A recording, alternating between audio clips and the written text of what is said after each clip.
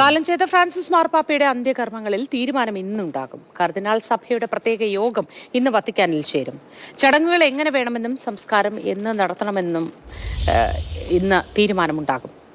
Aswajith C വിശദാംശങ്ങളുമായി ചേരുന്നു. Aswajith, good morning. വളരെ സങ്കടം തോന്നുന്ന ഒരു സാഹചര്യമാണിത്. കാരണം എല്ലാവർക്കും ഒരുപോലെ സ്നേഹവും ബഹുമാനവും കരുതലും ഒക്കെ തോന്നിയിരുന്ന ഒരാൾ കാലം ചെയ്തിരിക്കുന്നു. ഫ്രാൻസിസ് മാർപ്പാപ്പ സമാധാനത്തിൻ്റെ മുഖമായിരുന്നു. ഇനി തുടർന്ന് ചില ചടങ്ങുകൾ, അത് കാലങ്ങളായി നമുക്കറിയാം, ചരിത്രപരമായ ചില ചടങ്ങുകളുടെ ഭാഗമായാണ് പുതിയ മാർപ്പാപ്പയെ തിരഞ്ഞെടുക്കുക. അതിൻ്റെ ഭാഗമായുള്ള യോഗം, കർദിനാൾമാരുടെ യോഗവും നടക്കുമല്ലോ. വിശദാംശങ്ങൾ എന്താണ് അശ്വജിത്? മോത്തി പറഞ്ഞതുപോലെ തന്നെ ലോകം ഒരു വലിയ വിയോഗത്തിൻ്റെ വേദനയിൽ തന്നെയാണ്. ഫ്രാൻസിസ് മാർപ്പാപ്പയുടെ അന്ത്യകർമ്മങ്ങളിൽ ഇന്ന് വത്തിക്കാനിൽ കർദിനാൾമാരുടെ യോഗം ചേരുന്നുണ്ട്. ആ യോഗത്തിന് ശേഷമാവും അന്തിമമായ ഒരു തീരുമാനത്തിലേക്ക് എത്തുക.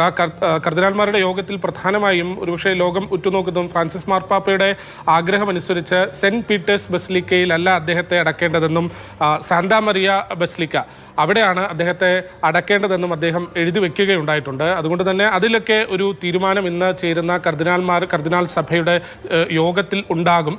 ഒപ്പം മറ്റൊരു പ്രധാനപ്പെട്ട കാര്യം, ഈ ചടങ്ങുകൾ സംബന്ധിച്ച് ഈ സെൻറ്റ് പീറ്റേഴ്സ് ബസിലിക്കയിൽ തന്നെയാകും ചടങ്ങുകൾ, അന്ത്യ ശുശ്രൂഷകളൊക്കെ നടത്തുക. അത് ഒരുപക്ഷെ 4 ദിവസത്തിന് ശേഷം, 4 മുതൽ 9 ദിവസം വരെ ആകാം സംസ്കാരം. 4 ദിവസത്തിന് ശേഷം 9 ദിവസത്തിനും ഇടയിൽ ഉള്ള ദിവസത്തിലായിരിക്കും സംസ്കാരം നടക്കുക. അത് എന്ന് വേണം എന്ന തരത്തിലുള്ള തീരുമാനങ്ങളൊക്കെ ഇന്നാകും ഉണ്ടാകുക. അത്തരത്തിൽ കർദിനാൾമാരുടെ നിർണായകമായ യോഗമാണ് ഇന്ന് ചേരുന്നത്. മോത്തി സൂചിപ്പിച്ചതുപോലെ തന്നെ ലോകം ഒരുപക്ഷെ ആ വിയോഗത്തിൻ്റെ വേദനയിൽ നിന്ന് ഇനിയും മുക്തരായിട്ടില്ല. ഈ ലോകമെമ്പാടുമുള്ള ലോക നേതാക്കളൊക്കെ തന്നെ അനുശോചന സന്ദേശം അറിയിക്കുകയാണ്. ഇന്ത്യയും 3 ദിവസത്തെ ദുഃഖാചരണം പ്രഖ്യാപിച്ചിട്ടുണ്ട്. ഇന്നും നാളെയും ഇന്ത്യയിൽ ദുഃഖാചരണമായിരിക്കും. ഒപ്പം ഫ്രാൻസിസ് മാർപ്പാപ്പയുടെ സംസ്കാരം നടക്കുന്ന ദിവസവും ഇന്ത്യയിൽ ദുഃഖാചരണമായിരിക്കും. Donald Trump, American president Donald Trump Francis മാർപ്പാപ്പയുടെ സംസ്കാര ചടങ്ങുകൾക്ക് വത്തിക്കാനിൽ എത്തും എന്നതാണ് ഇപ്പോൾ അറിയിച്ചിട്ടുള്ളത്. ഇന്ത്യയും പ്രതിനിധി സംഘത്തെ അയക്കുമെന്നതാണ് നമുക്ക് ഇപ്പോൾ മനസ്സിലാക്കുന്നത്. ലോകമാകെ ആ വലിയ ഇടയൻ്റെ വിയോഗത്തിൻ്റെ വേദനയിലാണ്. ശരി അശ്വജിത്, നമുക്ക് ഡൊണാൾഡ് ട്രംപിന്റെ വാക്കുകൾ കൂടി കേൾക്കാം. ഇപ്പോൾ I just signed an executive order putting the flags of our country, all of them, all federal flags and state flags at half-mast in honor of Pope Francis. So he was a good man, worked hard, he loved the world, and it's an honor to do that. I just signed an executive. Ashwajith, 100-ലേറെ രാജ്യങ്ങൾ സന്ദർശിച്ചു. സമാധാനം തീരെയില്ല, പുലരുന്നില്ല എന്ന് തോന്നിയ ഇടങ്ങളിലൊക്കെ സന്ദർശനം നടത്തി. ചരിത്രപരമായ ചില സന്ദർശനങ്ങളും അക്കൂട്ടത്തിലുണ്ടായത്. ക്യൂബയിലടക്കം പോവുകയുണ്ടായി.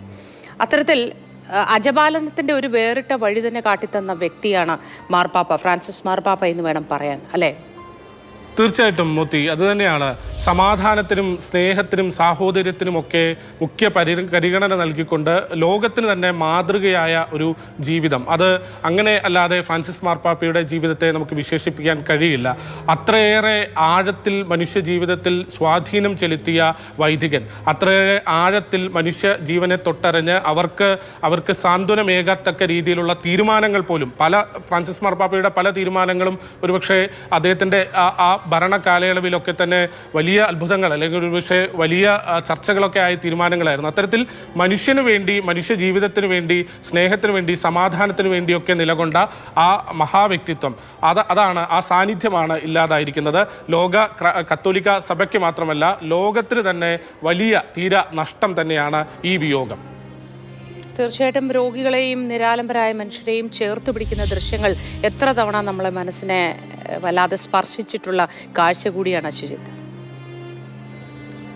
തീർച്ചയായിട്ടും അങ്ങനെ തന്നെയാണ്. ഫ്രാൻസിസ് മാർപ്പാപ്പയുടെ ഇടപെടലുകളെല്ലാം സമൂഹത്തിൻ്റെ ഓരോ തലത്തിലും ദുരിതം അനുഭവിക്കുന്ന, ഒരുപക്ഷെ സങ്കടം അനുഭവിക്കുന്ന ജനവിഭാഗങ്ങൾക്കൊക്കെ അദ്ദേഹത്തിൻ്റെ സാന്ത്വനവും സന്ദേശവും ഒക്കെ എത്തിയിട്ടുണ്ട്. അതുതന്നെയാണ് അദ്ദേഹത്തെ വ്യത്യസ്തനാക്കുന്നതും. അദ്ദേഹത്തിൻ്റെ ആ ഭരണ കാലയളവിലൊക്കെ അദ്ദേഹം നടത്തിയ ഇടപെടലുകൾ, അദ്ദേഹം നടത്തിയ പല കാര്യങ്ങളും ഒരുപക്ഷെ വരാനിരിക്കുന്ന മാർപ്പാപ്പമാർക്കും വലിയ സന്ദേശം നൽകുന്ന, അല്ലെങ്കിൽ വരാനിരിക്കുന്ന മാർപ്പാപ്പമാർക്കും ഒക്കെ വലിയ മാതൃകയാണ്. കാരണം ഒരുപക്ഷെ ആദ്യമായി ഈ വത്തിക്കാൻ്റെ സാമ്പത്തിക ഫണ്ടുമായി ബന്ധപ്പെട്ടൊക്കെ ജീവകാരുണ്യ പ്രവർത്തനങ്ങൾക്ക് കൂടുതൽ ബഡ്ജറ്റൊക്കെ അലോക്കേറ്റ് ചെയ്യുകയും അല്ലെങ്കിൽ വത്തിക്കാന്റെ ആ സാമ്പത്തിക നിധിയിൽ നിന്നൊക്കെ ജീവകാരുണ്യ പ്രവർത്തനങ്ങൾക്ക് മുഖ്യ പ്രാധാന്യം നൽകുകയും ഒക്കെ ചെയ്ത മാർപ്പാപ്പയാണ് ഫ്രാൻസിസ് മാർപ്പാപ്പ. അതുകൊണ്ട് തന്നെ ലോകം അദ്ദേഹത്തെ ആദരിക്കുന്നതും ലോകം അദ്ദേഹത്തെ വലിയ ബഹുമാനം നൽകി സ്വീകരിക്കുന്നതുമൊക്കെ നമ്മൾ കണ്ടിരുന്നു. അത്തരത്തിൽ ഫ്രാൻസിസ് മാർപ്പാപ്പയുടെ ഈ വിയോഗം അത് വലിയൊരു നികത്താനാകാത്ത നഷ്ടമാണ്